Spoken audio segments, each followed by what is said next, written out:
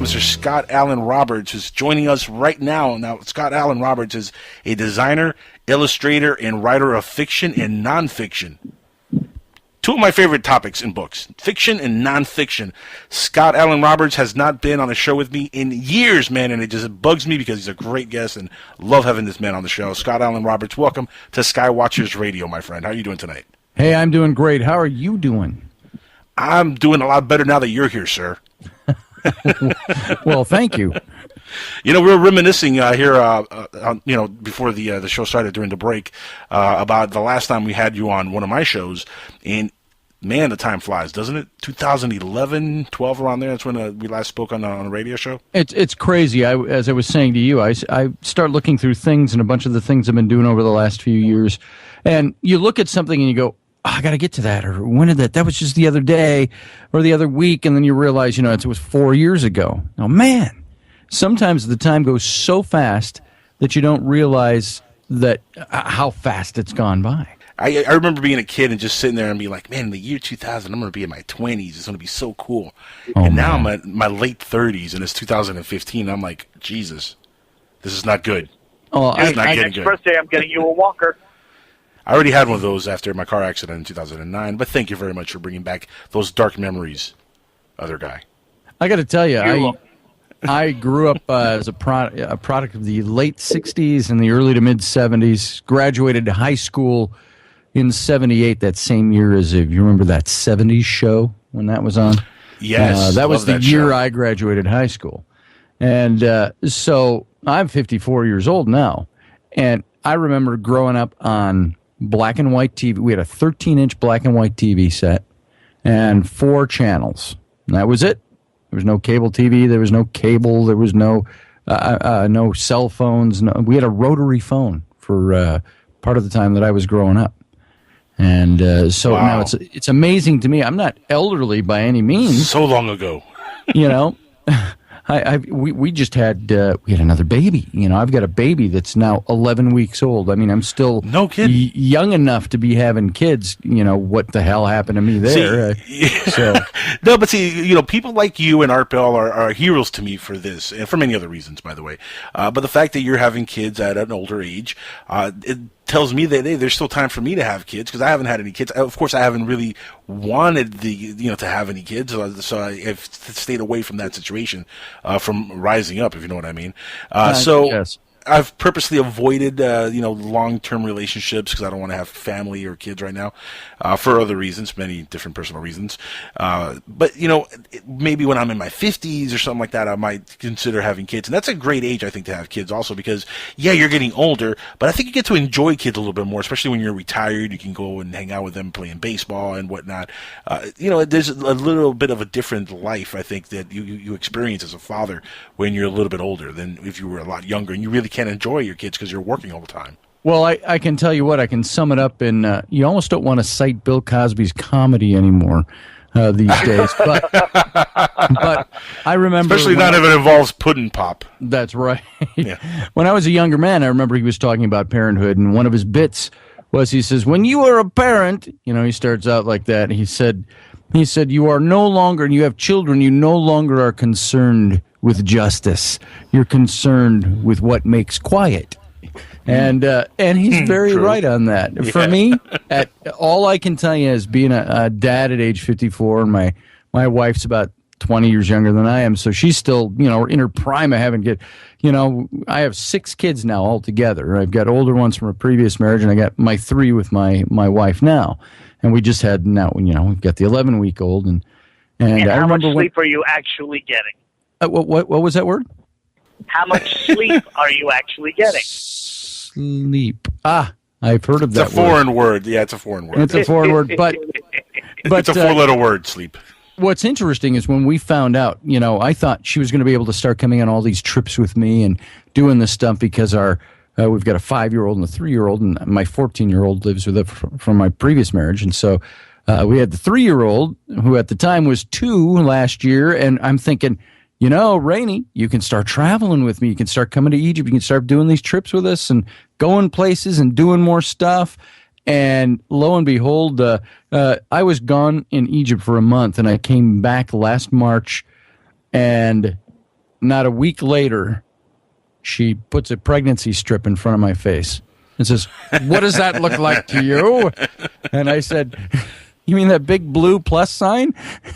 And I literally sat with my face in my hand for about a day and a half going, I can't believe this is happening. How did this happen?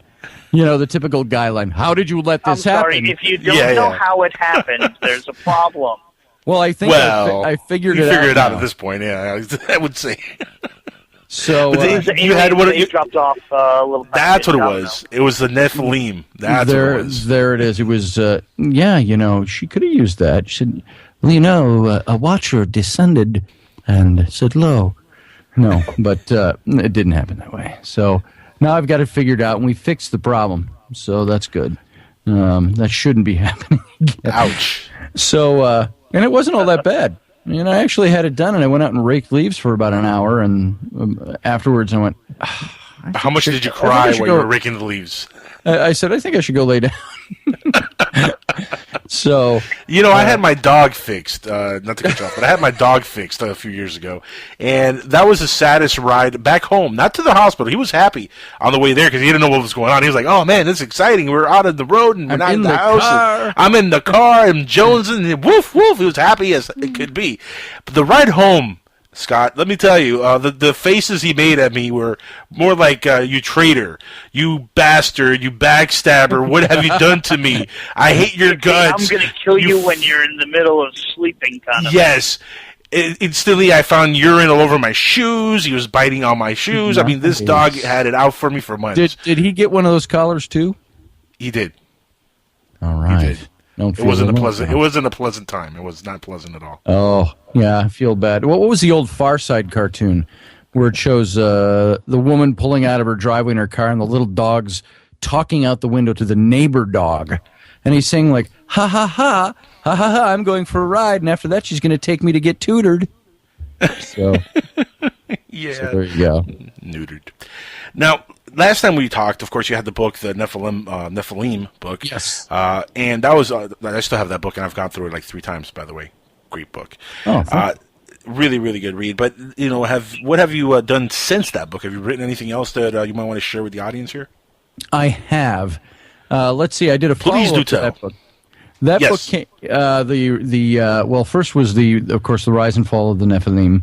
Right. And that came out February of 2012. And then the next year, I came out with The Secret History of the Reptilians.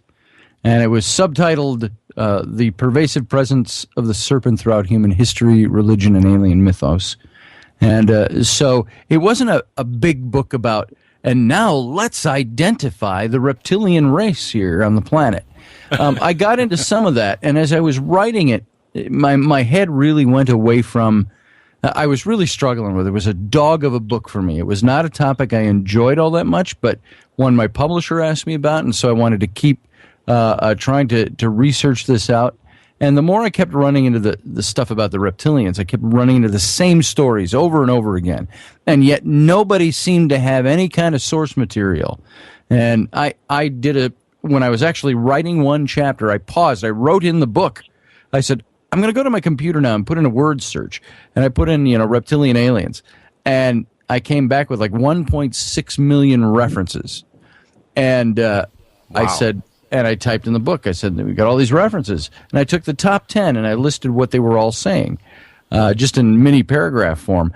And almost all of those top 10 sites had the same story being told by a different person with only slightly different verbiage in places.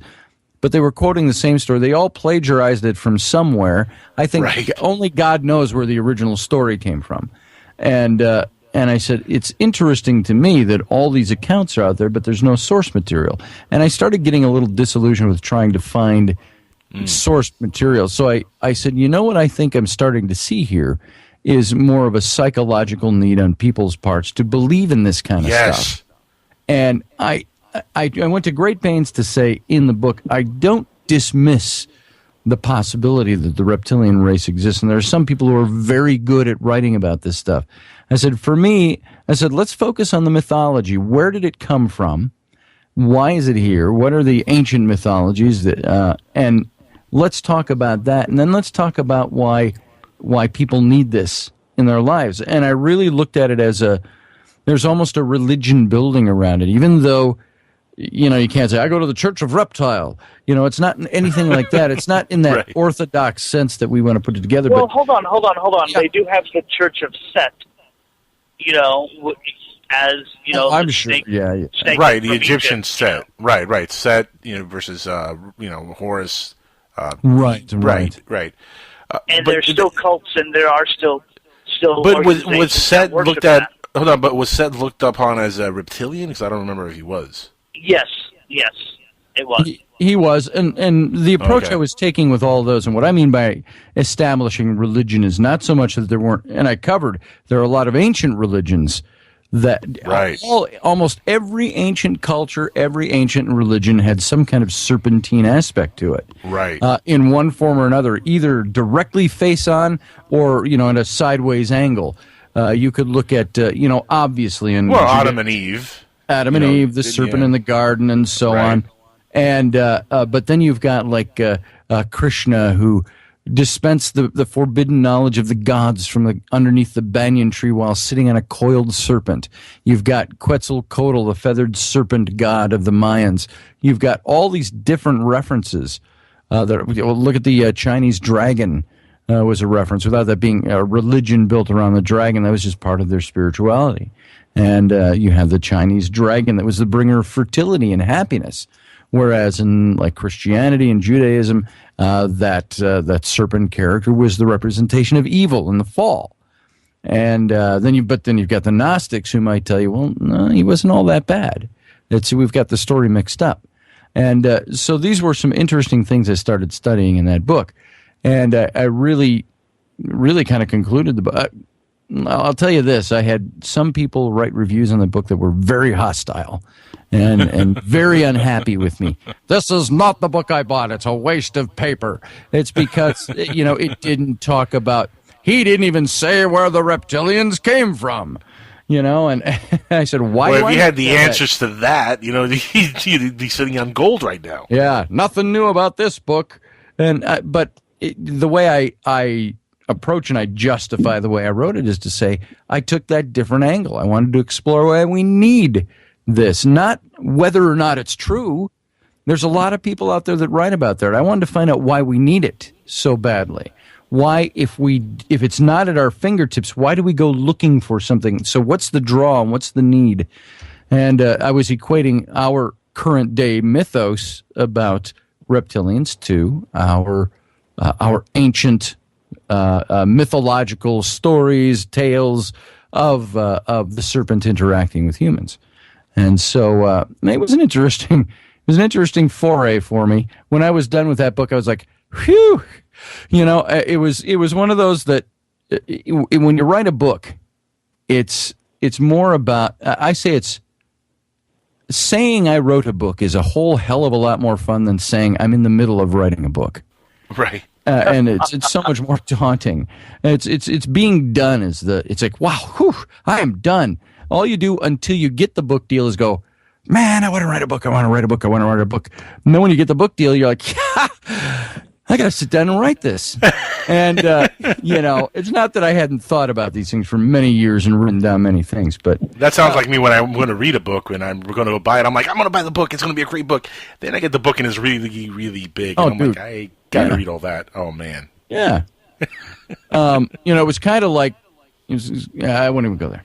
Well, this led into then the next book that I did came out late 2013, and I wrote this with a good friend of mine, Dr. John Ward, who's a British archaeologist, lives and works in Luxor, Egypt, and he and his wife have the big site of Gebel El Silsila. There, as a matter of fact, in a couple of weeks, I'm going to be flying over there just to spend some time over working with them on their site. And it's a big quarry site, sandstone quarries, and it really dates back from the Greco-Roman times all the way back through the dynastic periods in Egypt into the Paleolithic times, where you've got, we were sitting out there finding on this site, and the site's about 20 miles square, and we're hiking all over it, and you're right on the Nile. And when you're on the west bank of the Nile of this quarry site, you just start walking west, you're in the desert. And so the Sahara is right there. And so we're out just combing this site and going up and down. We're finding old rock art and flint nappings with a broken flint weapon sitting right there on a hilltop, a rocky, dusty, sandy hilltop. That's been there for probably 17,000 years. And sitting on a totally uncovered, just sitting there. Just sitting there, because there's nothing to cover it up. The sands will blow in. I'm sure there were times where they were covered with sand, but then they blow off. It rains. You get sandstorms. It's right on the Nile, but it's on this hill, and it feels when you got to the top of this particular section of their site where you're on like cobblestones is what it felt like. It looked like it was all flattened, curved, flattened, topped cobblestones. But you're walking, and it's all, and you'd approach like little circles about 8 feet in diameter of raised stone, where this is where they would put probably sticks in the ground and a skin over the top or some kind of covering over that. And they had these little huts, and there were these little villages like this all over these rock tops. And you'd find the flint nappings and old tools and things. It's just places people don't go. You're out in the middle of godforsaken nowhere. And so it was very exciting. And they've had some very exciting finds over there. So I'm going to be going over in a couple of weeks, mid-March, to join them for a couple of weeks over there. That's a whole book in itself right there. It's fun. It's fun stuff. And so John and I wrote The Exodus Reality. And that book came out late October of 2013. And it was our two different views on who the historical Moses might have been and the historical Exodus, which is a great deviation from the other things I'd been writing. No kidding, yeah. But Moses was somebody, when I was a kid, I was in Bible school, then I went on to Bible college, and then I went to theological seminary in the early 80s, and I was a youth pastor for a while, and I mean on and off during my career for about 10 more years after that. But I started questioning a lot of things back then. But one thing that always stuck with me was the character of Moses. I don't know what drew me to him and why I was so intrigued with him as a kid. But when I was, I think it was 14 years old, I drew this little magic marker. Think of design markers and the hundreds of spreads of colors. And I got a set of those, and I drew a comic book of Moses and the Ten Commandments and stuff like that. While most 14-year-olds were out getting in trouble, I was home drawing pictures of Moses. Yeah, this is not very normal behavior. No, it wasn't. But I was also a Star Trek fan, so that explains it. Nerddom and geekdom. I failed to see the connection there, Moses and Star Trek. But okay. Well, there really wasn't one, other than it made me both a nerd and a geek. At the same time, yes. That was my childhood. And I was a kid that I'd get my friends. I had really close friends that were very interested in the same stuff. We used to have Super 8 movie cameras, and this is back film cameras, and we would do special effects. We would do stop motion animation with spaceships and stuff like that. And that's the stuff I did in my 13, 14, 15-year-old span of life there. And but Moses was somebody. I drew that comic book, and the church I was attending liked it so much, and we were a poor family. They gave me a scholarship to go to the high school there, and so I went to the high school, and that got me into the college and the seminary. That's what really launched all of that. And I wrote papers in seminary on Moses and the educational system of the 18th dynasty. I had to peg where I believed Moses fit in. And so the theories on this started way back then. And when John and I met several years back now, one of the first questions I asked him when we started getting into serious discussions was, hey, you are an Egyptologist. You're an archaeologist in Egypt. I said, I got to ask you, what's your take on Moses? And he says, it's funny you should ask me that, Scotty. And he had a theory of his own that was very different from mine. And we have a friendly, ongoing debate about it.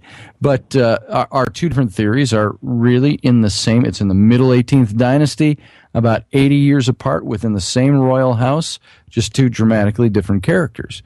And so my first time I went over to Egypt was 2 years ago.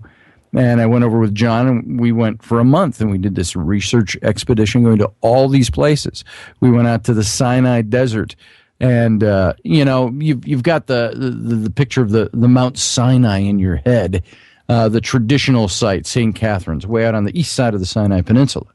But there's another mountain, Serabet el Khadim, which is about halfway down the Red Sea on the east side, on the Sinai side, and in about 50 miles.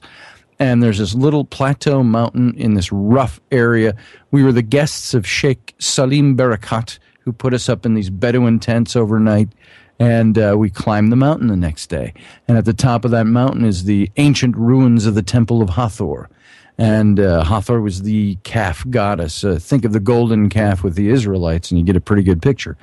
And that cave is up there, and 1,500 years' worth of pharaohs built their own little chambers off of the front of this cave. And so there's this long string of chambers all the way up to Ramesses VI. And so we were up there, and it's all ruins now, of course. And it was quiet. There was nothing there. You're out in the middle of the Sinai Desert on a mountaintop. And you said, this, I believe, is where this happened. There's too much evidence for it. And if Moses was who we both think he was, only different characters, both of us have labeled guys that were grand viziers. My guy, Senenmut, had 92 royal titles conferred on him. And all the details I won't go into, but suffice it to say, if Moses was indeed a prince of Egypt, this is what Senenmut was: a man born to commoners, as all the Egyptians say about him. He was raised to power by Hatshepsut, the female queen who became the female pharaoh. And he was there for about 40 years, and he just disappeared off the scene, right about the same time as the biblical chronology places Moses. And so it's very interesting when you start digging into all this. But this is the guy with all of this royal training, royal upbringing. He was given the title of the hereditary crown prince of Egypt. And this guy was Pharaoh in the absence of Pharaoh, while he was the Grand Vizier during his first 40 years of life. And then, of course, he disappears. But what you've got to consider is when you go up to that mountaintop and you see these places, you go, these are places where this guy was. He was here. We go down to Gebel El Silsila, John and Maria's site. His shrine is there. There's all these different things, and everything about him was smashed and ruined after a certain period in time. And but you keep finding these references of him coming up. And so he was very interesting. And he was born during the reigns of Tutmosis I, Tutmosis II, Tutmosis III, Hatshepsut, all of these people. And so that's what John and I studied on a research trip. That's what that book was about. And that came out a little over a year ago. And why do you think history and the church has changed the historical Moses the way they have? Changed him in what respect? How do you mean? Well, changed the name, for example, because his name wasn't Moses. Oh, yeah. Well, I think that the way John and I approach it is that in this book is that there are events that become legend and legends that become mythology. And I think the story of Moses, it's either one of two things. It's exactly as the Bible says it, which is actually pretty vague. It doesn't even tell you who the pharaohs are. Right. Doesn't give you any specific information historically. Hold on. In the Old Testament, as opposed to the New Testament, it does go into description of the timeline and, who the pharaoh was at the time. Well, in the actual Bible itself, the Old Testament, it doesn't mention anything about the pharaohs. You can get into the Mikvah, the Mishnah, all the traditional writings of the Jews. You're going to find traditional stories. There's one that talks about Moses was a great general under a pharaoh, and they give his name, and we're not quite sure which pharaoh he aligns with. But he went down to, under the command of this pharaoh, to quell a rebellion down in Sudan. And he goes down there, or Cush, so what it was called back then. And he subdues the rebellion, beheads the king. The queen is very pissed off at him, of course, and he takes the throne for himself. And then Pharaoh sends a message back saying, it's mine. you get your butt back up to Egypt. And so he abdicates the throne. And then, according to Jewish legend, Moses also, when he flees Egypt after murdering the Egyptian, we always hear he goes to the Sinai desert, to Mount Sinai, to Midian. But the mikvah is going to tell you, Jewish traditional stories are going to tell you that no, first he went south to Cush, and he married the Cushite princess, and then several years later went out to the Sinai, and then came back to Egypt. And so there's interesting tales that are there. The Bible itself is just void of any kind of pharaonic name, and that's why there is such a the only pharaoh that's mentioned in the Exodus account is Ramesses, and so people mistakenly plug Ramesses as if you just saw the recent Ridley Scott movie Exodus. He again followed the Ramesside theory. If you look at the old Charlton Heston movie, Yul Brynner, Ramses II, Ramses was always it, because it's only because of one little verse in the book of Exodus that says the children of Israel, while they were slaves, built the treasure cities of Pithom and Ramses. And, of course, Ramses the Great built those cities. And so they said, oh, well, there's our hinge pin. The Israelites were slaves under Ramses II because he built those cities. The problem with that is it's like asking the question, who built New York City? And you could say the Dutch. Well, no, they didn't. The Dutch built New Amsterdam. It was the English who came in and built New York City on top of or expanded New Amsterdam. Same thing happened with the Israelites. When that scripture was rewritten, if Moses is truly the author of the book of Exodus, he would have penned that around 1400 BC, thereabouts. But it wasn't until just before 400 BC, that after the Babylonian captivity, that all the 72 rabbis came and got the permission of Ptolemy II to go to the Library of Alexandria to recompile the scriptures. And they went there for two purposes: to bolster the faithful of Israel and to reestablish the eradicated history of Israel. And so they wanted to go through all the documents that were there at the Library of Alexandria. And they recompiled basically the Old Testament we have today. They wrote the Greek version, the Septuagint. And that Septuagint is really what we have now as the Old Testament. But I think this is where they were missing information. By this time, 1,000 years after the fact, they may not have had a handle on all the pharaohs' names. Right. Moses never put them in.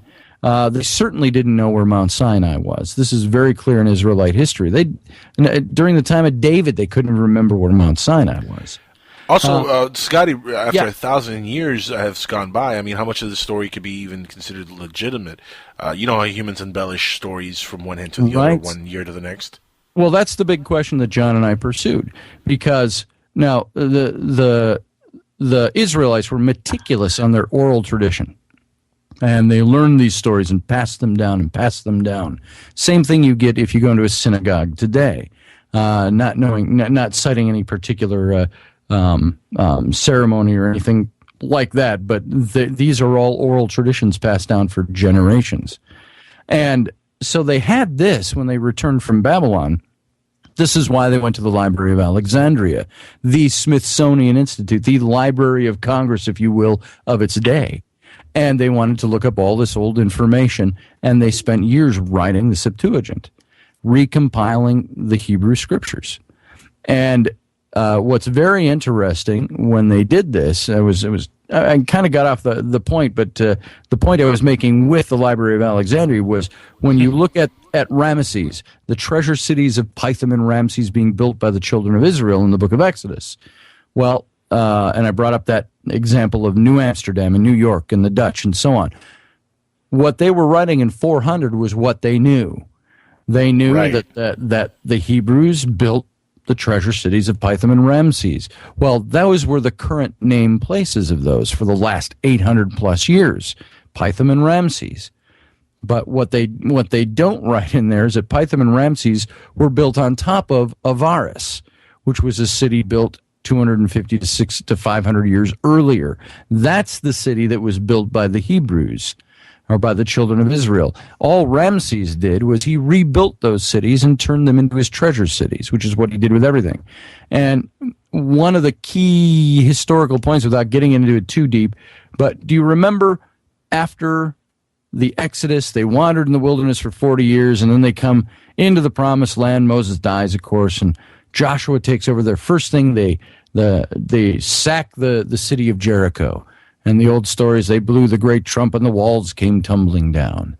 And now what's very interesting is, and I don't know the Aramaic name of it, or the Tell in the middle of current-day Jericho is the old city. And there's been years and years of excavation work done on this, where they're finding that the walls did indeed tumble down. And, of course, they're trying to find the scientific reason for this. And what's interesting is that Tell dates back to right around 1400 BC when it was ruined. And it was never dwelt in again for 800 years. Wow. Now, Ramesses reigned in the 1200s, 200 years after that event. So if the children of Israel were having the Exodus under Ramses, how did they sack the city of Jericho 200 years earlier after the Exodus? So these are the points of history we start to look at in this book.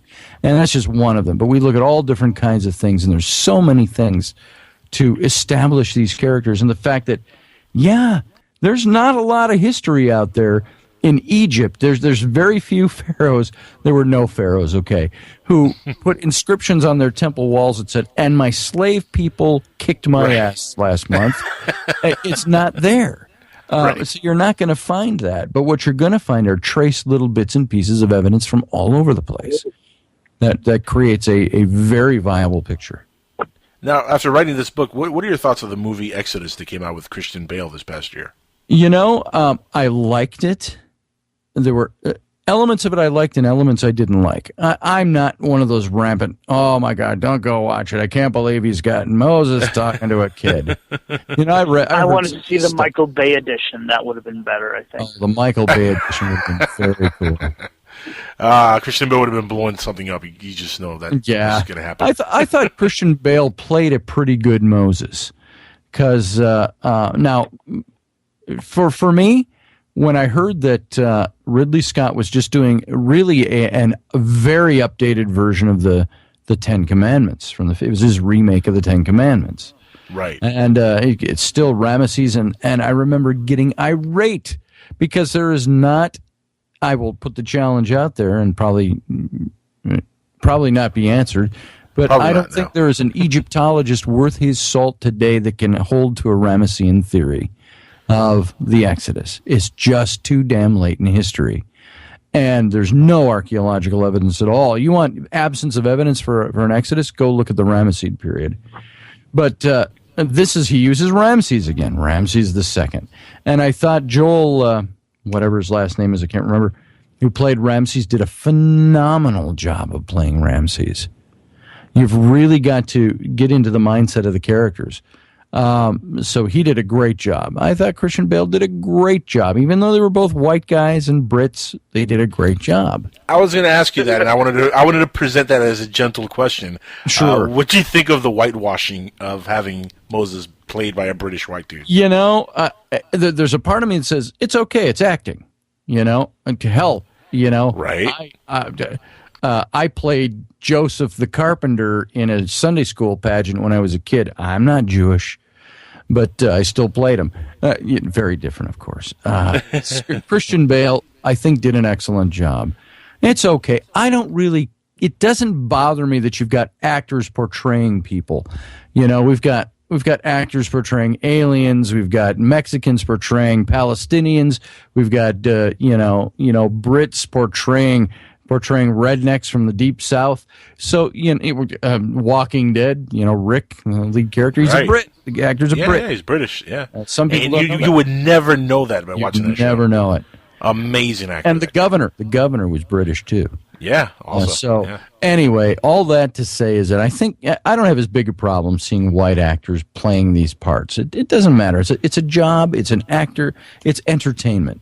Right. And also, if you want realism like that, they're going to have to speak in Hebrew also, not English. Well, that's right. Well, I thought Mel Gibson actually did a pretty good job with his Jesus of Nazareth in certain aspects. He did that in the Aramaic and things like that. But I guess if I had my dream chance of directing a big major motion picture about Moses, which will probably not get done now for another 50 years. Thanks, Ridley Scott. But I think probably a lot. The way Hollywood is going, I think it'll be a lot sooner than that. It probably will be. I would love to see characters like there was a character that I thought would play a fantastic Moses. He's an Israeli actor, and we've all seen him. If you saw the Mummy movies with Imhotep. Not him. The guy with the beard. The guy with the black robes and the black turban, the tattoos, the defenders of the whatever, Yeah, the guy had the beard. He was also in Deuce Bigelow, Male Gigolo. Yeah, guy is an Israeli actor. I thought he could have played a marvelous Moses. He's a fantastic actor. I think you could have found characters to do that, but I don't think it's necessary. But I think it would be kind of cool to do that sometime. And of course, it definitely adds a little bit of authentic flavor to the movie. I mean, it does add that authenticity. It does. To the picture, or at least, damn it, go get a tan. These guys are so white, they're almost invisible.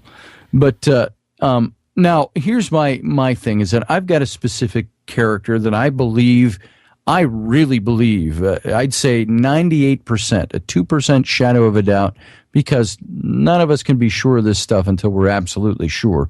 But my candidate for Moses, I believe, is the guy that was Moses. And the story is completely different because it's not set under Ramses. It's not set the same way. Let me give you, is it all right to give you a quick highlight of why I have chosen this guy? Go ahead. Senenmut is the name of the man that I believe was Moses. Now, Senenmut. And if you go to biblical history, look at the date when Solomon, the son of David, it says builds and dedicates the temple, the first temple in Jerusalem, Temple 1. Now, there's dispute over whether David and Solomon even existed, which I think is ridiculous. There are people doing so much work on this. These guys existed. But whoever it was, let's say Solomon, put aside the dispute that he existed, the king of Israel dedicated Temple 1 in Jerusalem. And with the evidences that they have, there's a median date of about 966 BC, give or take only 3 or 4 years in either direction of the date of the founding of Temple 1 in Jerusalem. Now, if that is the date that we know historically, Temple 1, 966 BC, give or take a year or two. The Bible has a verse in 1 Kings 6:1 that says, and on the day that Solomon dedicated the temple in Jerusalem, it was the 480th year from the day of the Exodus. And so now that's obviously a round figure. It's probably like 479 in 6 months. Who knows what it was, but it's 480th year to the day of the Exodus. And so if you do your math from 966 BC, add 480, you ended up with 1446 BC as a date of the Exodus. Now, you look at that, and the first question you have to ask is, what is the efficacy of biblical history? Is the historicity of the Old Testament viable and reliable? And I hear people say, well, it can't be because it's a book of faith, and it's all, or people go even worse than that. They'll say, oh, it's just all garbage, it's all mythology. And I said, well, I disagree with you. You can have authentic, real, viable history contained in a book of faith. It doesn't mean you have to abide by the faith story or necessarily take on board the faith that's wrapped around that story. Right. The event itself, the events, the historical dates, and there's been, frankly, Angels, so much biblical archaeology over the last 150 years that almost every little detail of history in the Old Testament has either been verified or they are working on it, and there is so much information out there, it's unbelievable. And so when the Bible gives you that date, it's probably a fairly reliable date historically. You don't have to believe the faith story around it. Now, if you go to 1446 into Egypt, you get a bigger problem. you have to figure out who was on the throne. You think it'd be as easy as saying who was on the throne in 1446. Well, there's actually 5 different chronologies of the Egyptian kings that kind of look at like a slide rule or 3-dimensional slide rule and start taking all these 5 and shifting the dates all around back and forth. And this is what was going on, because where the accepted Oxford chronology of the Egyptian kings might say Amenhotep II was on the throne in 1446 BC. But then there's another version of the chronology of the kings that will set that back 20 years or 8 years or 10 years. They were shifting all over the place because they weren't sure if this guy was a co-regent or this guy was, his queen ruled for a year before he took the throne or whatever. And so you run into this chronology problem.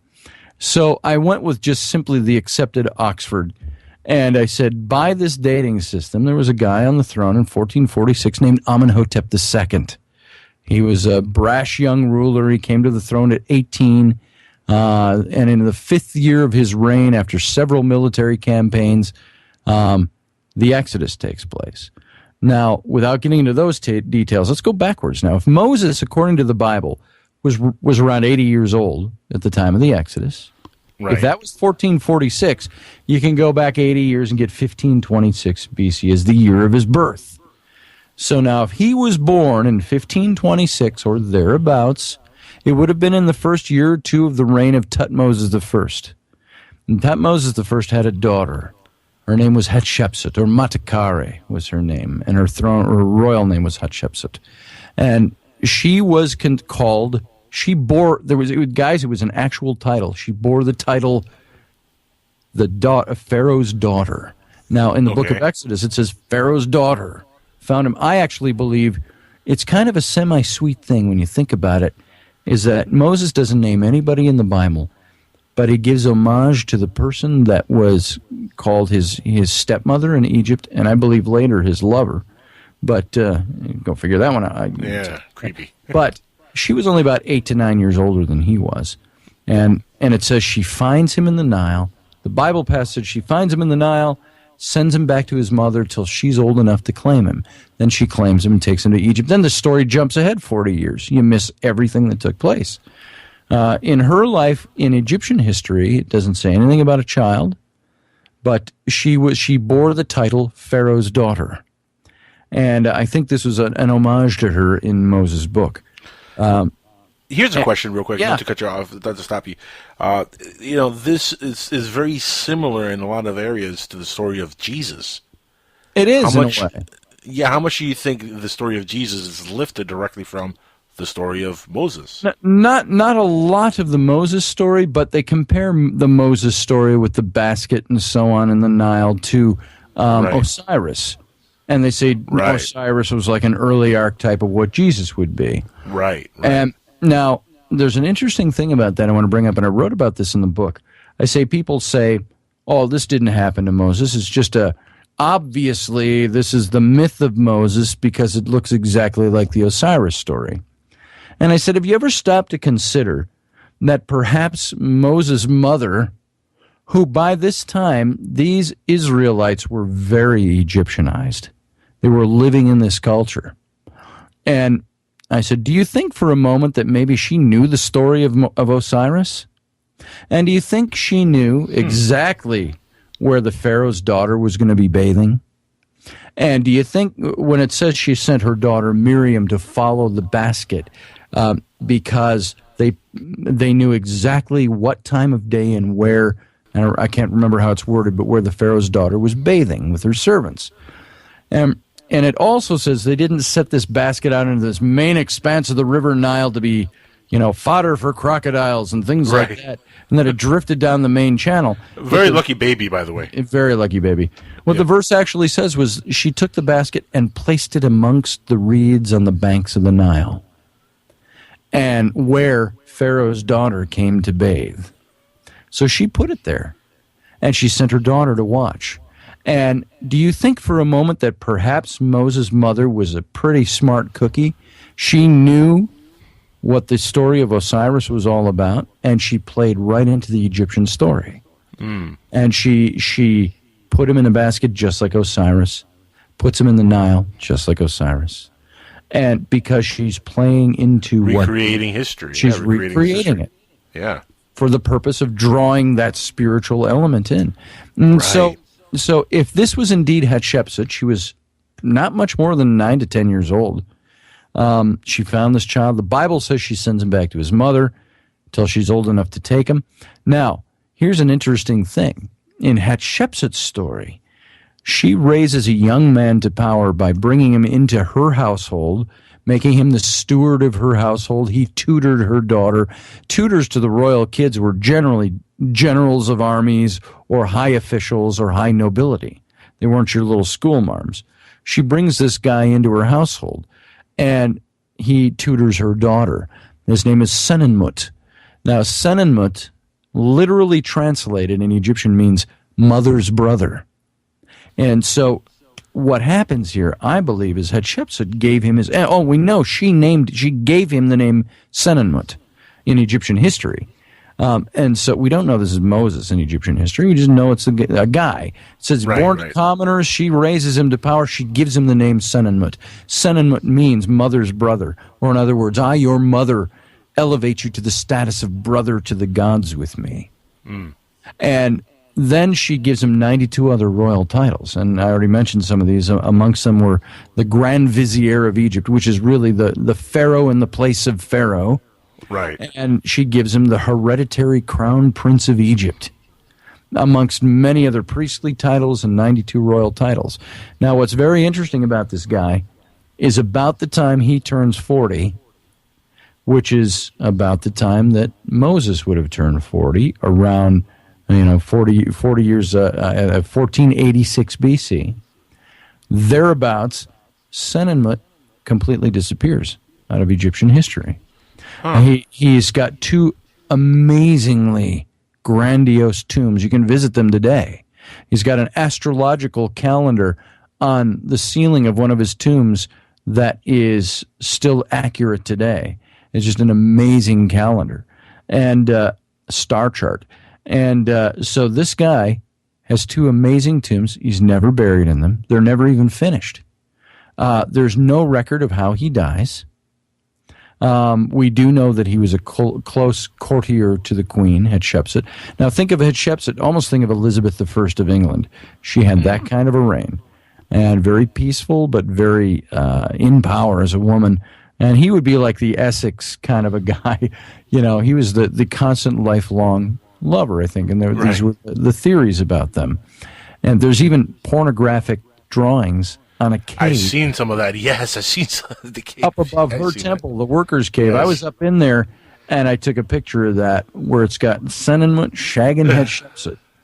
And do they have some of this stuff like blocked out? So when tourists go, like the penis is blocked out and some of these things. Well, not on that one. You can't really. Tourists aren't allowed up there. We got up there because John knows people. He's an archaeologist, and the government guys were there with us to walk us up the mountainside.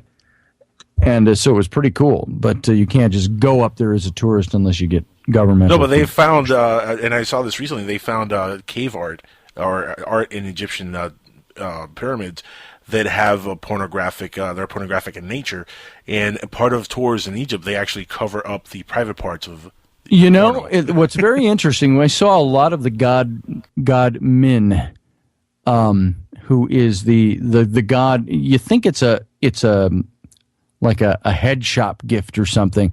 But you see these little Egyptian statues of the little guy with a huge penis sticking out, huge erection. That's the god Min, and he's all over all these temples. And you don't see it blocked out anywhere. I think where you may, I'm just guessing on this, but I think the Coptic Christians took over a lot of these sites 1,700 years ago. And they plastered over a lot of this stuff. And all of that. That might be where some of that is from. But you can go to any big major temple site. You can go to Ramses Temple and see Min with a big boner right there on the sidewall of his temple. So it's like, wow, hey. I remember I took a picture of that and sent it home to my wife. Yeah, they don't teach you. They don't talk about this kind of stuff on Ancient Aliens. No, they don't. No, they don't. Well, I'd like to see Giorgio Tsoukalos talk about this, actually, to be honest with you. I don't think he could. Well, did I say that out loud? Giorgio, I love you in a certain kind of weird way. So, but I just love his hair. You know, my daughter got to touch his hair at the symposium. Oh, that's so cool. Paradigm Symposium in 2012. So he was very cool. He was very nice to have here, I will say that. I think he's a bizarre little fellow, but he was a nice guy. But has great hair. Has great hair. Boy, his career's going to go like down the tubes if he goes bald. You know what I'm saying? That's a career killer right there for him. Whew. But at some point, he'll start wearing a wig like Michael Jackson. There it is. Just as long as he doesn't do the nose thing. Yeah, so, he's already light-skinned, but that's a different story. Well, if I can get on sentiment for one more second here. Yeah, please, we're derailing completely. This is just a story that I can talk forever on it, so I'm trying to encapsulate it. But he's got all this stuff. He's the Grand Vizier. He's all of this. He left behind 9 statues of him with loving, embracing the young princess. Things he was very close to Hatshepsut, but he disappears, and she dies nearly almost the same time. Now, the interesting thing about Hatshepsut, she was the daughter of Thutmose I. He dies, leaves his son Thutmose II as the pharaoh, and his daughter Hatshepsut, or Matakari at the time, and he marries them. This was just the way they did, to strengthen the blood, you know. And so they were brother and sister married, and he was weak and sickly. Go figure. He dies right around 27 or 28 years old, something like that. She claims the throne, even though his 3-year-old son by a harem wife is the next pharaoh, Thutmose III. But he's only 3 years old at the time of his father's death, so Hatshepsut takes over. And she actually co-regent with him for about 6 years. Then she, for all practical purposes, deposes him and pushes him aside, puts him in the royal school, you know, all of this and that, and he ends up being the general of her armies, and there's still a peaceful thing going on there. But she reigned for over 20 years. And when she dies, Senenmut has disappeared from the scene.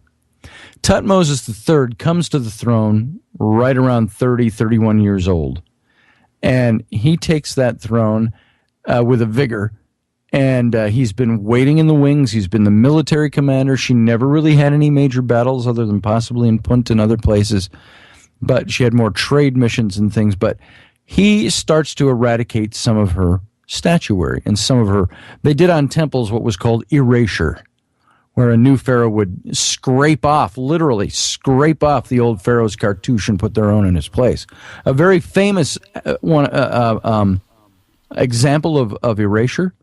You know, the Abydos glyph, the Abydos lintel that shows the helicopter and the tank and all of that. Yes. And people look at that and they say, see, you know, there's ancient aliens. Yeah, UFOs. And aliens. I say, I remember I was in a discussion online with somebody. I said, I hate to be the killjoy at this buzz party here. I said, but because I love the ancient alien theme.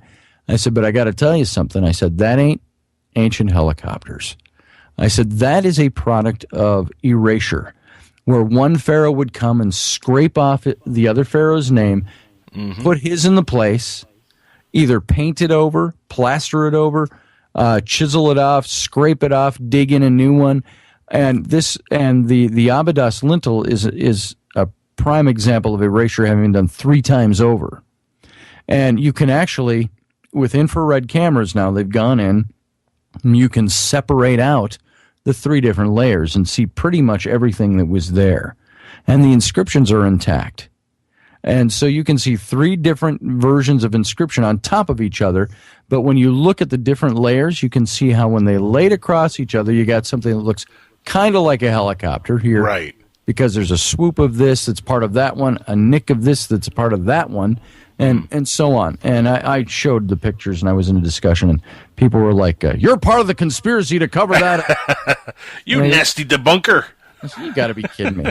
I said, come on, isn't it more exciting to see that there were 3 different pharaohs who used the same block? I said, isn't that exciting to you, to learn what's underneath it? And, you know, but anyway, that's erasure tape. And then somewhere Giorgio Tsoukalos showed up and said, no, it has to be aliens. Has to be aliens. Well, when Hatshepsut died, Thutmose III started wiping out her stuff, but he stopped. He fell short of that, and they did this to prove I am now the king. I am now the guy, and so I'm taking over this temple. I'm doing this, and it was interesting. He reigns for almost 40 years, and in his old age, his young son Amenhotep II comes to the throne at age 18, and he is the one who pushes his father. He says, I'm Pharaoh now. I'm going to finish this job. There was apparently some animosity there. And he goes in and he eradicates every image of Hatshepsut off her own temple, that very famous temple of Jesher at Deir el-Bahri in Luxor, that colonnaded low temple in the rock face. He took every image of her off. He crushed her statues. Everything of her was gone, with very rare exception. And what's very interesting is at the same time now, this is 40 years after his disappearance, he also not only eradicates every image of Hatshepsut, the queen, but it eradicates every image of Senenmut.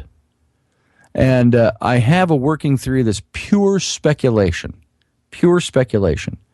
based on educated conjecture, but it was my take. I speculated, do you think that perhaps when he was eradicating Hatshepsut, he also eradicated Senenmut because Senenmut had come back as Moses after that 40-year stint? And all this crap took place under his reign in the first 5 years of his reign, and what does he do? He eradicates all their images. That makes perfect sense. Senenmut included. And now, I don't know that that's the fact, but I do know that it makes some sense, but I speculated. It does, yeah. So all of this stuff starts to point to this man, Senenmut, as being very possibly my candidate, I think, for Moses. And there are other aspects, of course, I wrote a whole book about it with John, so well, half the book is mine. But right. This is a man that there's a lot of, where you don't have firsthand evidence, archaeologically speaking, you can hail to secondhand information to establish the story. There is, if I can wax biblical for a couple of more minutes, remember the beginning of the Israelites' sojourn in Egypt, as it was called, and that they were there, the Bible says, for about 400 years. Their family was there. But how did it start? Jacob, also named Israel, had his 12 sons who became the leaders of the 12 tribes. They were just a tribal family, a Bedouin family in Canaan. And, of course, the brothers sell off Joseph into slavery. We know the whole story. How much of that is fanciful, we don't know. But he ends up in Egypt and eventually, over a number of years, has risen to power and becomes the Grand Vizier of Egypt. And then his brothers come to him. It's 20 years later. They don't even know he's alive. He's the Grand Vizier of Egypt. They don't recognize him. They have to come to him to get permission to graze their flocks in Goshen, the fertile one of it's to the west and the north of Cairo, what is today present-day Cairo. They were ruling in Memphis at that time. They're in the north, the capital of the north. And his brothers come and ask permission of the Grand Vizier to graze. And we know the story, and Joseph doesn't reveal himself right away, and so on. But when he finally does, there's the big crying on everybody, we thought you were dead, and God meant it for good, and kind of thing. There's the biblical lesson there. But the interesting thing is that Joseph says to his brothers, now, I'm going to give you this land of Goshen, and you have to go into Pharaoh and present yourselves as the family of Jacob, and I'm going to present you as my brothers. He says, but when you go in, this is the biblical passage, when you go in, he says, tell the king that you are shepherds and that you have been shepherds from the days of your youth, because the Egyptians hate shepherds. I thought, what the hell does that mean? And I glossed over that so much when I was here. Why is he telling them the Egyptians hate you guys, so tell them this is what you do? Right. Well, the interesting thing is that the Hyksos, one of the original meanings of this was that they were the shepherding peoples from the Middle East, from the Canaanite region, the Syrian region, and so on. When the Hyksos came in, they'd for centuries, about 800 years, been coming into the Delta region infiltrating, just bringing their flocks in. And of course, they moved into the towns and the cities, and they became the people of the cities, and they got into the civic stuff in the cities, and they eventually took over in government, and they eventually overthrew the northern kingdom of Egypt. And they established their own pharaohship up in the north for about 108 years. And during this time, these Hyksos people were the ones who did this. They had their own monarchy, and then the Egyptian monarchy was down in the south. So the Hyksos, by definition, were the shepherding peoples from the east. They were also known as the Asiatics, who came from the Canaanite region. And so these shepherding peoples are actually peoples of the same Semitic bloodstock as the children of Israel were. They're all from the Middle East. And so Joseph says to him in his position as Grand Vizier, when you go to Pharaoh, tell him you're shepherds, because the Egyptians hate shepherds. Why did he say that? Because these aren't the Egyptian kings. This is the Hyksos kings. And it kind of establishes really a plausible setting for when this took place. And why was Joseph, a Semitic Canaanite, a Bedouin kid, elevated to a position of Grand Vizier? Was it just because he interpreted dreams? I could do that too. It's like, oh, Angel, let's see. Yeah, that dream about the onion, it means this, and and so on. You can do all of that.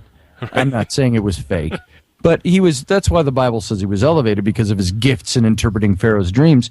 But I think it's also because they were cousins. They were blood brothers. They were all of the same blood stock. And this is why then, at the end of that period, remember in the Bible it says, and Joseph and all his brothers died, and they were buried, and so on.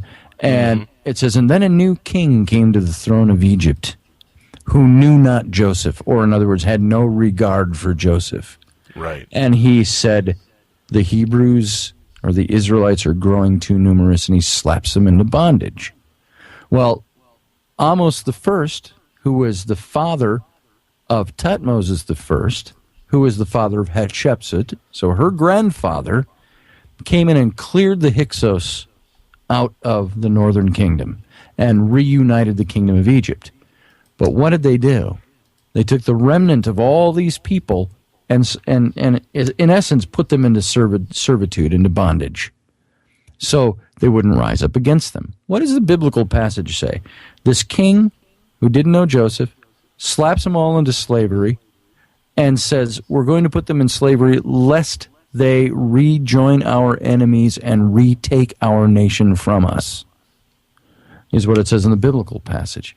This would have been Amos the first saying, we don't want these guys to realign with anybody and to slap them into bondage, which was a common practice.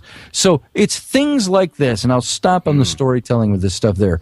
It is things like this as you start to look at these biblical stories where you have to go extrapolate some secondhand information.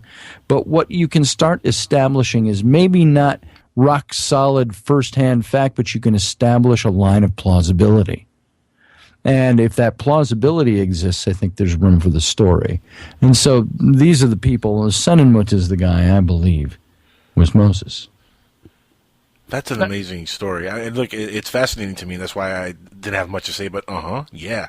It really is a fascinating correlation there. Let me ask you a question, though, Scott, because this is something that I've been looking at more and more in the last few years. What is and now we're speeding up and moving forward here a few hundred years, but do you think there is a legitimate connection between the pharaohs of Egypt and the current monarch in England, for example? Because I've heard and I've read different things where the families of Egypt, of some of the pharaohs, are pretty much the ones that seated the current monarch in England. I've got a rough time with that. I will be the first to admit I don't know enough information about that because I haven't made that any kind of a particular area of study. So I don't know that topic very well. But I will tell you this, that I believe we have such a handle on what we know about pharaonic Egypt, even up into the Greco-Roman period, when it really faded away into nothing. When you're talking Greco-Roman, you're looking at Cleopatra the First, Cleopatra the Second, and so on. These kings, I do not believe, laid the groundwork for any kind of British monarchy. There is, however, a different version of that, Right. which says that, and this is very, very interesting. It ties to the Exodus. When Moses led the people out of Egypt, these people, by the way, were not all that committed to Moses. He was the guy doing the thing, and he let them out. And remember when they got to Mount Sinai, and he goes up into the mountain, he's up there for 40 days, and the people come to Aaron, his brother, and say, where is this man Moses? It says in the Bible. In the vernacular translation, that means, where's this guy? This Moses, this guy who let us out. He has disappeared. Build us an idol that we can worship. And what they build him? An Egyptian god, the golden calf, Hathor. They're at her mountain. That's why. Anyway, so when they're in this Exodus, the tribe of Dan breaks off from the rest of the Israelites. It's in the Bible, and it says, and they went north. Gone. Tribe of Dan. See you, Dan. And but what's very interesting is, let's move forward a little bit, then backwards again. In Ireland, there is the ancient mythology of the Tuatha Dé Danann. And the Tuatha Dé Danann are basically the elven folk. This is who they became. But the Tuatha, in the old pre-Celtic Ireland, we're talking the megalith era, the Tuatha were the bright, shining kings, tall, elegant, shining kings who descended from heaven, and they intermingled. Think of the Nephilim. It's the same story with the Watchers of the Nephilim, the tall, elegant, bright, shining ones, the Watchers.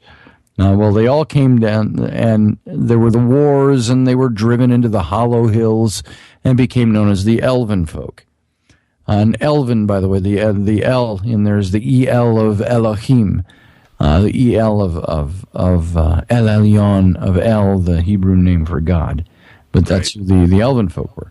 So now the Tuatha Dé Danann were, Tuatha basically means the people of, or those of, and a day is a reference to deity, and Anu, or Danu, the Tuatha Dé Danann is to the goddess Danu, children of the goddess Danu, or the people of the goddess Danu.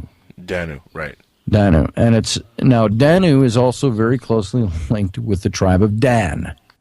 And there were the Danoi, who were said to have left Egypt from Moses and went north up the Nile and out into the Mediterranean, crossed the Mediterranean to the Minoans. They became, and then they moved over into northern Israel, and up in way north in the north of Israel is the site that they believe the Danoi existed. Some of the same archaeological evidence is there for the Danoi that's over in the Minoan Islands, or the Greek islands. And so there's a belief that there's a connection here. The Dan, the Danoi, the Danu, but it's also been rendered the Tuatha Dé Anu. And the Anu is, of course, a linkage to the people of the Anunnaki. Right. And, of course, we all know the Anunnaki through the much ado about the Anunnaki in ancient alien studies. Right. I didn't want to say studies, research. Wow. And so I use that Tales. word. Tales. And the Anunnaki, of course, were just the gods, the god caste, like the Olympians were to the Greeks, the Anunnaki were to the ancient Sumerians, Mesopotamians. And you can read all about them in the cuneiform tablets. You can find some great books. And by the way, you want a great, wonderful, fun, exciting, sexy night with your loved one? Get a copy of the translation of the cuneiform texts of the Anunnaki and the Tale of Atrahasis. Man, this stuff's exciting. Yeah, but see, if you do that, if you put one of those out with your girl, chances are you're going to end up single. I got to tell you something. When I was writing the Reptilian book, I was reading in Daly, I think her last name is Stephanie Daly, who did the translation, a modern translation of these cuneiform texts. And the story in it was, I was like, oh my God. And I ran upstairs and I woke up my wife. It's about 2:45 in the morning. I said, Rainey, Are you awake? And she sat up on her. She's so cool. She loves me so much. Because she puts up with me. She sits up on her elbow and she puts her chin in her hand. She goes, "Yeah, what do you got?" And I said, "You have got to hear this account of the Anunnaki from the cuneiform texts." She's like, "Okay, let her rip, baby." I read this, and she put up with me. But it's an exciting read, frankly. And it was exciting when you can shed light on history and all these things we hear and then look at it where it comes from, the source point. And as a matter of fact, hold on. I know I'm on live radio here, but live radio. So we're going to hold and have dead air for a second. Here in my bookshelf, great radio. Is the scintillating live radio. Yes. I've got, it's called The Myths from Mesopotamia, The Creation, Flood Myth, Gilgamesh, and Others, translated by Stephanie Daly. And if this is dog-eared enough, I should be able to open right to the spot. But some of this stuff was absolutely incredible, the way it reads and the way the story reads. And it's got the creation where Enlil or Enlil, the chief god, conscribes his brother god Enki to create primeval man to do our work for us, to dig our trenches, to mine our resources, to till our ground, and so on. And Enki does this. And it's very interesting that the story is very similar to the Garden of Eden story. And when you start reading in this cuneiform text, now there was one Atrahasis. Listen to how this reads. This is English translation of the cuneiform. Okay. Now there was one Atrahasis whose ear was open to his god Enki. He would speak with his god, and his god would speak with him. Atrahasis made his voice heard and spoke to his lord. How long will the gods make us suffer? Will they make us suffer illness forever? Enki made his voice heard and spoke to his servant. Call the elders, the senior men, start an uprising in your own house. Let heralds proclaim, let them be loud noise in the land. Do not revere your gods, do not pray to your goddesses, but search out the door of Namatara. Bring a baked loaf into his presence. May the flour offering reach him. May he be shamed by the presence and wipe away his hand. Atrahasis took the order, gathered the elders to his door. Atrahasis made his voice heard and spoke to the elders. And the story goes on. This was the rebellion of Atrahasis against the gods when the humans won their freedom. And it was Enki who was condemned, and he and his followers, to the subterranean caverns of the earth to dwell forever because they gave the forbidden knowledge of the gods. And you compare that to the Genesis story and so on. Right. But right. No, that makes all of this, your original question was about the pharaonic line, and I got on the Danu. No, but you know what? That makes perfect correlation, and actually, it does make perfect sense that it would be similar to the Garden of Eden story when you consider that a lot of the Bible and a lot of the stories in the Bible are very similar to older stories. For example, Noah and Gilgamesh. Well, and I just crossed over the Gilgamesh epic when I was flipping through here. What's very, very interesting is that the biblical story of the Garden of Eden and some of the creation myths, the flood story, the creation myth, the flood story, and so on, as they appear in the book of Genesis, are really how would I say this? If Moses, when he created Judaism, and he didn't create it, he codified it. Right. When he codified Judaism, he really codified it out of whole cloth. He had Canaanite religion that he incorporated with Egyptian spirituality, with Cushite spirituality, with Sinaitic, with Mesopotamian, and you see all of these things really wrapped into what he created Judaism with. And he created Judaism out of whole cloth. Now, there's one very, very interesting passage that we're all very familiar with, that I got a totally new take on when I was researching this. And I got this information from David Rohl, who is quite the Egyptologist. He's an agnostic a lot like me, but he writes about biblical things. And maybe you wouldn't be able to tell this by listening to me, but I'm a complete agnostic because I just don't know. I don't know who God is anymore. And but that does not mean I am not drawn to it. So he wrote about Enki. I'm sorry, about the scene with Moses, where Moses is at the burning bush. And remember that great familiar passage that we've all heard and not all of us even know anything about what it means, where Moses says, "So, whom shall I tell the people sent me?" And God said, "You tell them I am sent you. I am that I am." And that's what I'm that I am. I am that I am. And we always pronounce it, I am that I am. But what he's saying is, I am that I am that they speak of. All right? Now, that's what he tells him.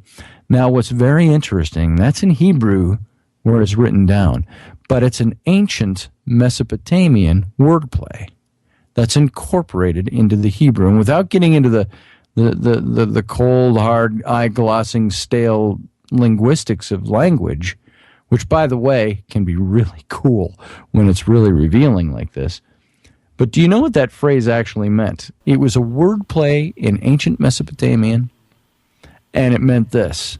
In essence, literally, what was being said in that passage was, "Whom shall I say sent me?" And God said, "You tell them, I am sent you. I am that Enki they speak of."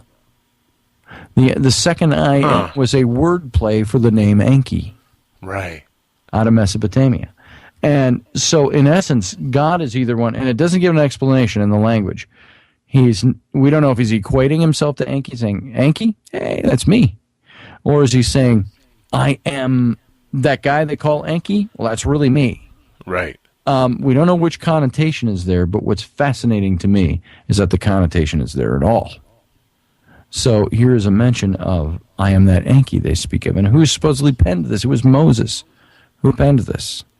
So it's interesting stuff when you start looking at these stories and saying there's more to it. Now, when you talk about the Tuatha Dé Danann in Ireland, the Tuatha Dé Danu, the Tuatha Dé Anu, it's supposedly this tribe of Israel broke off and went up into the northern Mesopotamian region, right, where they ended up, and they intermingled with the remnant of the tribe of the Anunnaki, those who worship the Anunnaki, and the great serpent culture.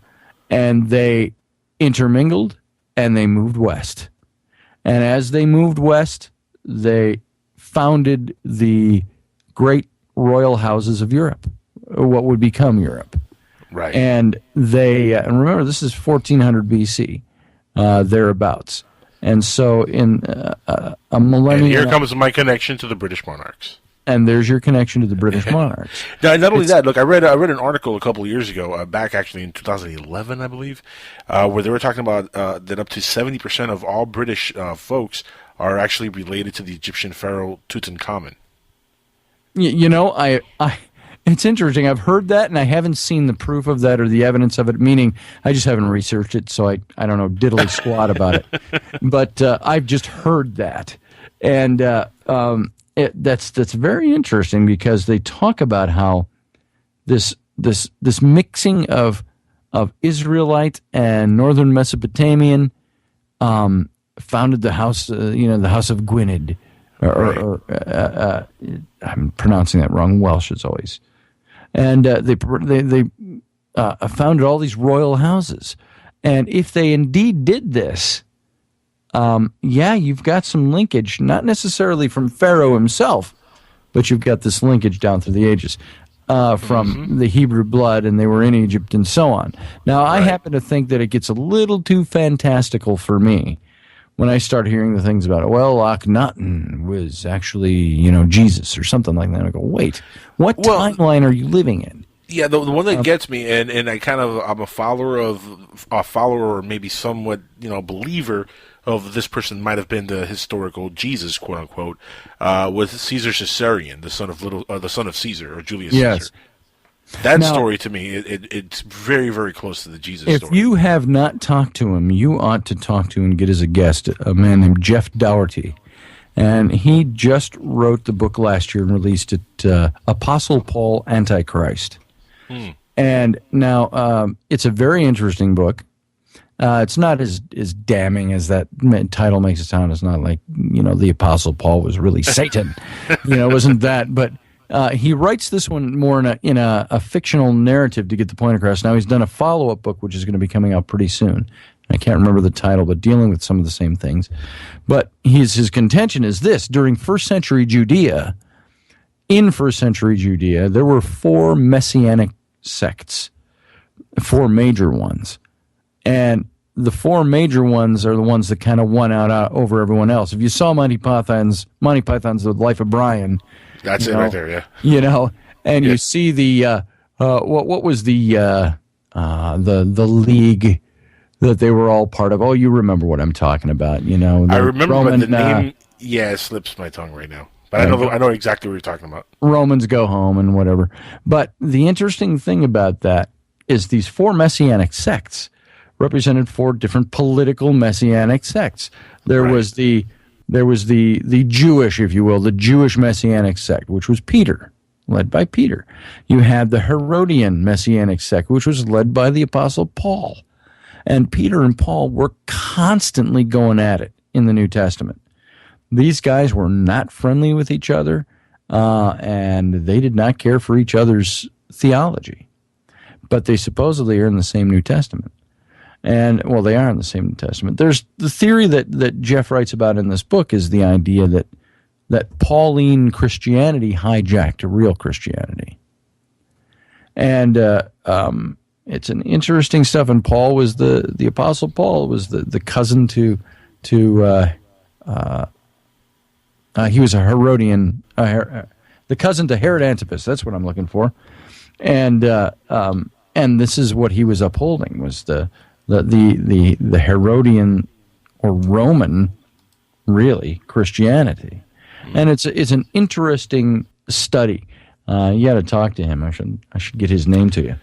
But I'm definitely going to look him up now. Are you kidding? Yeah, he's pretty amazing, Jeff Dougherty. But that is the kind of stuff in the New Testament where you start to look at it and you start to ask the question. And dovetailing, that was this guy that I talked to on my own radio show, and he had his book out about, it was called Judas of Nazareth. He said the closest historical character you can find to Jesus was a man named Judas of Nazareth. And because there were several candidates, and he believes that Jesus was an amalgamation. And the problem that does, what does that do to Christianity and Christians' faith if they find out Jesus wasn't a real guy? Right. Because he was a composite? And maybe all of mankind really is just it's just all about anthropology. And I don't want to dissuade anybody from their faith by any means, but these are the things that you start to look at some of this stuff and you get a really different picture of what the Bible is about and of what happened. And this whole question you asked about the Pharaonic and all of this and into the great houses of Egypt, we start to see how some of this works. We start to see how even Christianity itself may be something different than what we were taught. And so we have to be very careful with what we look at. And of course, even with new theories like this, or when you're getting into fringe theory like this, you have to be really careful. Because what if you're wrong? And you're going to upset a lot of people, believe me. It's funny. You stand before God and he goes, hey, this thing you were talking about? I'm that guy and you're wrong. I'm that guy. So, but even people here on Earth, though, it's funny because I've done a lot of shows dealing with different subjects of UFOs, aliens, conspiracies, extraterrestrial visitation, contacts, biblical stuff. But nothing has gotten me more in trouble, Scott, than when I talk about Jesus and the possibility that he is somebody that is completely different than what the Bible tells you he is. That it's like you said, an amalgamation of all these different characters. And when I've said that in the past, I've gotten hate mail. And that's literally the only time I get hate mail is when I talk about Jesus in a way that is contrary to what the popular belief of what Jesus was. And you know what my problem is with that? And anybody listening out there that is adherent to your faith, I was in the same faith, and I still I got to say, I haven't thrown out the baby with the bathwater. That's why I call myself agnostic. I really don't. I'm not an atheist. I just don't know anymore. And I used to have all the answers. I could have answered all these questions. I was in ministry, for Pete's sake. Yes. And now I just don't know anymore. I don't know those answers. I was raised a Jehovah's Witness. For Christ's sake. You go. There you go. For Christ's sake. And pun intended. Yes. And I grew up surrounded by Jews in my family. So, my mom's stepdad was Jewish, so we were the five goy in a ocean of Judaism in my family. And the thing about talking about any of this stuff, you're always going to have somebody who's offended. And I want to say, don't be offended, but look at it as something that could either strengthen your faith or it could be something that could make you question it. Right. But think. The idea is think. Think for yourself. And don't get pissed off because somebody might say something you don't like. Oh, he's offended my Jesus. And it's like, you know what? How do you know for sure? Ask the questions, do the study. To me, blind faith is blind living. Right. I don't want to believe something because somebody told me it's so. I want to believe something because I know it's so. And we're getting in a totally different area. Yeah, unfortunately, we go with a lot of historical stories based on faith alone because there's very little evidence to just about anything. Right. Well, that's the sad part of it. Yeah, and then when you think you have some kind of evidence, then it turns out that you're wrong, like the helicopters in Egypt, for example. Right. So and it's very tough. Dogmatic about that. You can't be that dogmatic about things. What if you learn that Jesus was a composited character? Mm-hmm. Does that do away then with his divinity? The divinity of Christ is done away with, or just something as simple as I was just reading something that somebody had written about me. I just happened to come across it because I was looking for something else, and somebody was taking me to task because. How dare I even suggest that the Lord and Savior could have been married? And because in my book on the Nephilim, I actually mentioned the marriage of Jesus. Mary Magdalene, believe me, it fit in context where I wrote it. Yeah, I believe that he was married. Was it Mary Magdalene? I'll go a step further. I think he had kids. I think he probably did too. Yeah. There's a couple of things to look at, and folks, just consider this, and this is what I was being taken to task on. Consider what you believe. If you're a believer in Jesus, that's great. Continue believing in Jesus. But consider some of the things about him. I had my former seminary buddies tell me because I said this, that was blasphemy. I said, why is it blasphemy for Jesus to have been married? I said, where does it say that the Messiah couldn't have a wife? Right. It didn't say that anywhere, but it does say this. There was a first century Judean culture which still exists in Judaism today, and that is that a rabbi must be married. It wasn't law, but it was damn close to law. It was tradition, and a rabbi was considered not worth his salt unless he was a married man. Now, Jesus in the New Testament is many times referred to as rabbi, a teacher. Right. And he was a rabbi of the people. Right. And when they called him this, there was one qualification that was tradition that he had to do before he was accepted as a rabbi. And what was his first recorded miracle of Jesus' public ministry? It was the changing the water into wine at the wedding at Cana. Right. And my contention is that there have been things omitted from the story. That this was actually his wedding. And there's several things that point to it. Number one, another tradition from first century Judea and past and even present today is that at a wedding, the groom and his family are responsible for the wine. And here you've got Jesus. He's sitting at the wedding. You can see him talking with his friends. His mom comes to him, Mary. She's got a position of authority at this wedding. But she comes to not the groom, who's responsible for the wine, the way you would read the story, but she comes to Jesus and says, No pun intended. Oh my God, we're out of wine. And what does Jesus say? He says, "Woman, calm down. I'll take care of it." What did she say? Oh my Jesus, or oh you? No. She right just there. comes. Yeah. What do you say? What do you say? Jesus Christ. Oh wait, you're right there. Yeah. Hey, you come here. We need to get more. We need to get more wine. You know, one thing that is law, though, Scott, and it's a terrible, terrible law. We have to end the show in a couple of minutes, and we have to wrap up. That is the worst kind of law. But if we don't, Keith Rowland will completely get mad at me. And I understand. Don't want that happening. But I want to give you a couple of at least 2 minutes here to give everybody your website information and how to find your books. Which obviously Amazon is the one of the best places to get the books. But give out all your information to the audience. Sure. Well, let me do a couple of quick little plugs in there too. Go for it. We, as you know, John Ward and I, we write together. We do these trips together, and so on. We're working on branding something for a television production that we were approached on, History Trippers, and so we do these trips out there. We're taking a big trip in June of this year under History Trippers and the Grayling Report. So it's John and me, Micah Hanks, Barry Fitzgerald, formerly of Ghost Hunters International, very much a researcher in other realms other than just ghosts, and James Swagger. That's my boy right there. There you go. We five are going to be leading a trip to Ireland in June. Very cool. And it's June 12th through the 23rd. All you have to do is go to Exodus Reality. It's the name of our book on the Exodus. ExodusReality.com. Don't go to Exodus Realty. You'll actually get to a place. It'll try to sell you desert land or something. So ExodusReality.com and click on the Ireland link, and you'll see that and how to get your tickets and so on. It's coming up pretty quick. We'd love to have you come along. We've only got 12 out of 15 seats. We started advertising this about a week and a half, 2 weeks ago. We got 12 seats out of 15 open spaces left.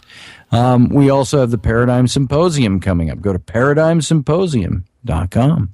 2015, we've got Randall Carlson. We've got several names you're going to know. I'm not going to use up all the time to name the names. You know them. Go see ParadigmSymposium.com. Then our books are just available everywhere. You can go to Amazon.com. You can see them on our websites and click on the links and so on. And I also do, with John Ward, we do Intrepid Radio Sunday nights.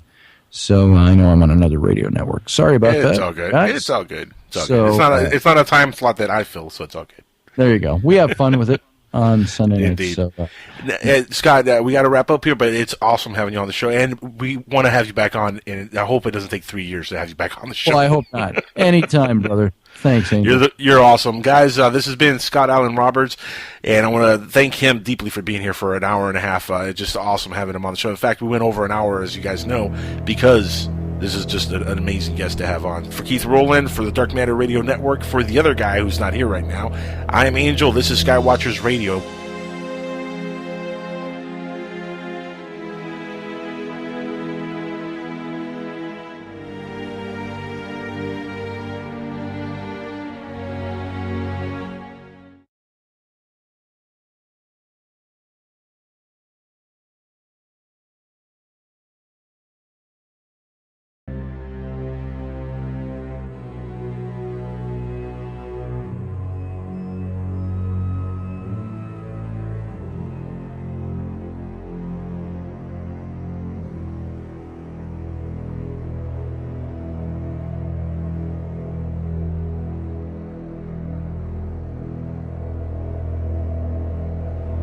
Mr. Scott Allen Roberts is joining us right now. Now, Scott Allen Roberts is a designer, illustrator, and writer of fiction and nonfiction. Two of my favorite topics in books, fiction and nonfiction.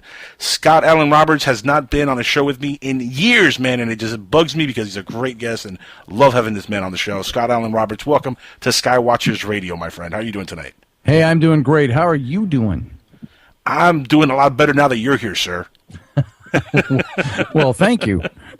You know, we were reminiscing here, before the show started during the break, about the last time we had you on one of my shows, and Man, the time flies, doesn't it? 2011, 12, around there. That's when we last spoke on a radio show. It's crazy. As I was saying to you, I start looking through things and a bunch of the things I've been doing over the last few years, and you look at something and you go, oh, I got to get to that, or when did that? That was just the other day or the other week, and then you realize, it was 4 years ago. Oh man, sometimes the time goes so fast that you don't realize that how fast it's gone by. I remember being a kid and just sitting there and being like, man, in the year 2000, I'm going to be in my 20s. It's going to be so cool. And now I'm at my late 30s, and it's 2015. I'm like, Jesus, this is not good. Oh, it's not getting next good. birthday, I'm getting you a walker. I already had one of those after my car accident in 2009, but thank you very much for bringing back those dark memories, other guy. I got to tell you, I grew up as a product of the late 60s and the early to mid 70s, graduated high school in 78, that same year as, if you remember that 70s show when that was on? Yes. That was the year show. I graduated high school. And so I'm 54 years old now. And I remember growing up on black and white TV. We had a 13-inch black and white TV set and 4 channels. And that was it. There was no cable TV. There was no cable. There was no cell phones. No, we had a rotary phone for part of the time that I was growing up. And now it's amazing to me. I'm not elderly by any means. So long ago. We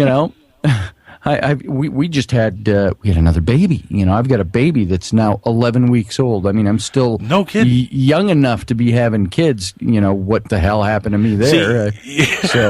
No, but see, people like you and Art Bell are heroes to me for this, and for many other reasons, by the way. But the fact that you're having kids at an older age, it tells me that, hey, there's still time for me to have kids, because I haven't had any kids. Of course, I haven't really wanted to have any kids, so I've stayed away from that situation, from rising up, if you know what I mean. Yes. I've purposely avoided, long-term relationships because I don't want to have family or kids right now, for other reasons, many different personal reasons. But maybe when I'm in my 50s or something like that, I might consider having kids. And that's a great age, I think, to have kids also because, yeah, you're getting older, but I think you get to enjoy kids a little bit more, especially when you're retired. You can go and hang out with them playing baseball and whatnot.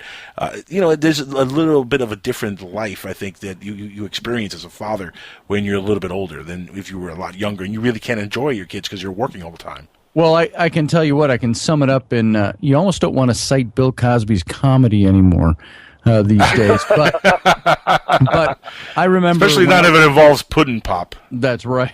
Yeah.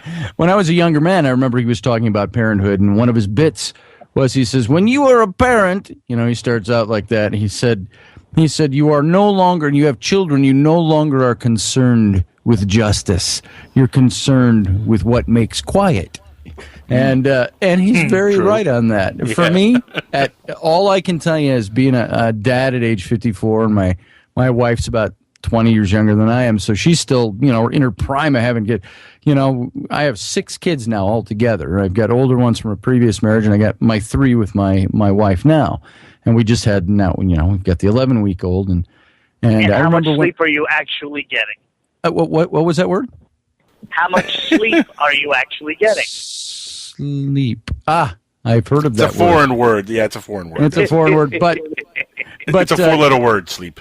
What's interesting is when we found out, I thought she was going to be able to start coming on all these trips with me and doing this stuff because we've got a 5-year-old and a 3-year-old, and my 14-year-old lives with it from my previous marriage, and so we had the 3-year-old who at the time was 2 last year, and I'm thinking, Rainey, you can start traveling with me. You can start coming to Egypt. You can start doing these trips with us and going places and doing more stuff. And lo and behold, I was gone in Egypt for a month, and I came back last March, and not a week later, she puts a pregnancy strip in front of my face and says, "What does that look like to you?" And I said, "You mean that big blue plus sign?"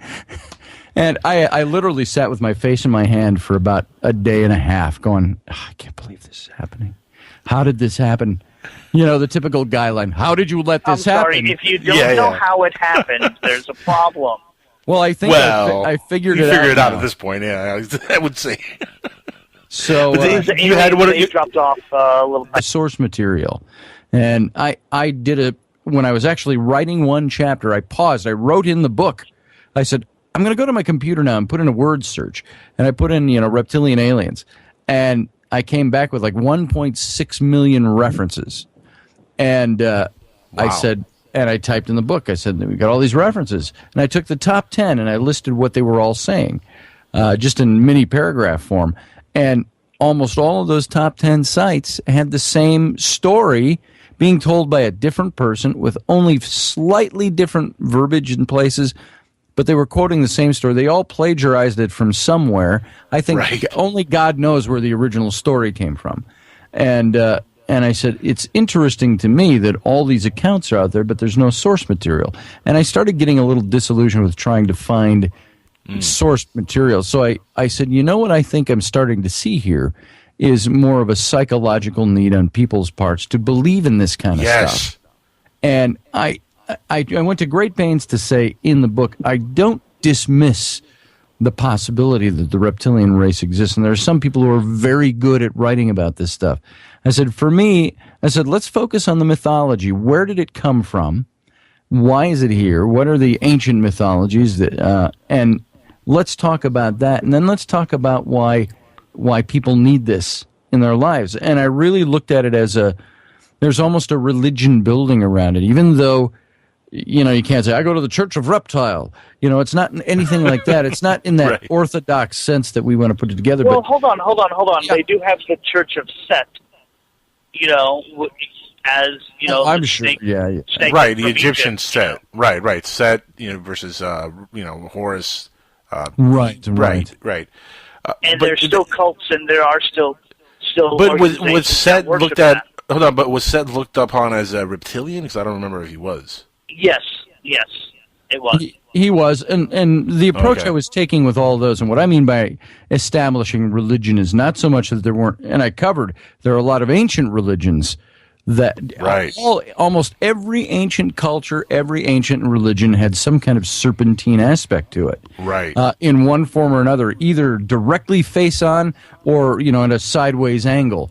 You could look at, obviously. Adam and Eve. The serpent in the garden and so on.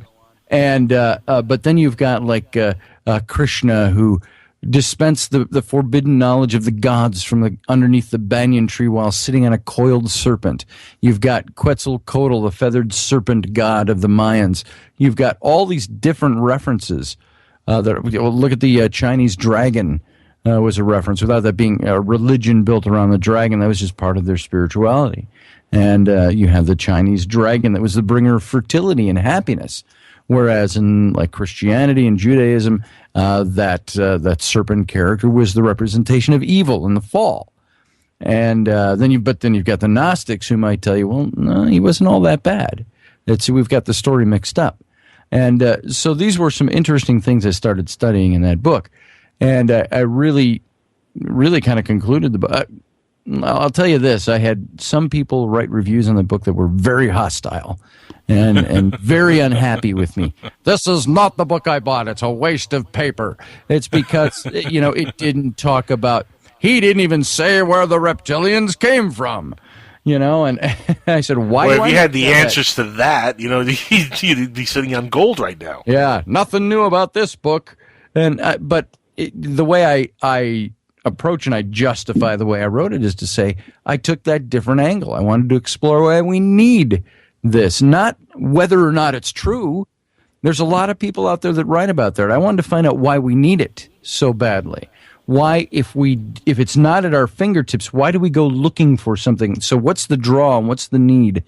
And I was equating our current day mythos about reptilians to our ancient mythological stories, tales of the serpent interacting with humans. And so it was an interesting foray for me. When I was done with that book, I was like, whew. It was one of those that when you write a book, it's more about, I say it's saying I wrote a book is a whole hell of a lot more fun than saying I'm in the middle of writing a book. Right. And it's so much more daunting. It's being done it's like, wow, whew, I am done. All you do until you get the book deal is go, man, I want to write a book. I want to write a book. I want to write a book. And then when you get the book deal, you're like, yeah, I got to sit down and write this. And, it's not that I hadn't thought about these things for many years and written down many things, but... That sounds like me when I'm going to read a book, when I'm going to buy it. I'm like, I'm going to buy the book. It's going to be a great book. Then I get the book and it's really, really big. And I'm like, I got to read all that. Oh, man. Yeah. It was kind of like... I won't even go there. Well, this led into then the next book that I did came out late 2013, and I wrote this with a good friend of mine, Dr. John Ward, who's a British archaeologist, lives and works in Luxor, Egypt, and he and his wife have the big site of Gebel El Silsila. As a matter of fact, in a couple of weeks, I'm going to be flying over there just to spend some time over working with them on their site, and it's a big quarry site. No, that's what it was. It was the Nephilim. That's what it was. There it is. It was, she could have used that. She said, a watcher descended and said, lo. No, but it didn't happen that way. So now I've got it figured out, and we fixed the problem. So that's good. That shouldn't be happening again. Ouch. So, and it wasn't all that bad. I actually had it done, and I went out and raked leaves for about an hour, and afterwards I went... How much did you cry while you were raking the leaves? I said, I think I should go lay down. So, I had my dog fixed, not to cut you off, but I had my dog fixed a few years ago, and that was the saddest ride back home, not to the hospital. He was happy on the way there because he didn't know what was going on. He was like, oh, man, this is exciting. We're out of the road, and we're not in the house. I'm in the car, I'm jonesing, and woof, woof. He was happy as it could be. But the ride home, Scott, let me tell you, the faces he made at me were more like, you traitor, you bastard, you backstabber, what have you done to me? I hate your guts. I'm going to kill you when you're in the middle of sleeping, kind of. Yes. Instantly, I found urine all over my shoes. He was biting on my shoes. I mean, this dog had it out for me for months. Did he get one of those collars, too? He did. All right. He did. It wasn't a pleasant. It wasn't a pleasant time. It was not pleasant at all. Oh, yeah, I feel bad. What was the old Far Side cartoon where it shows the woman pulling out of her driveway in her car and the little dog's talking out the window to the neighbor dog, and he's saying like, "Ha ha ha, ha ha ha, I'm going for a ride," and after that she's going to take me to get tutored. So, yeah, so there you go.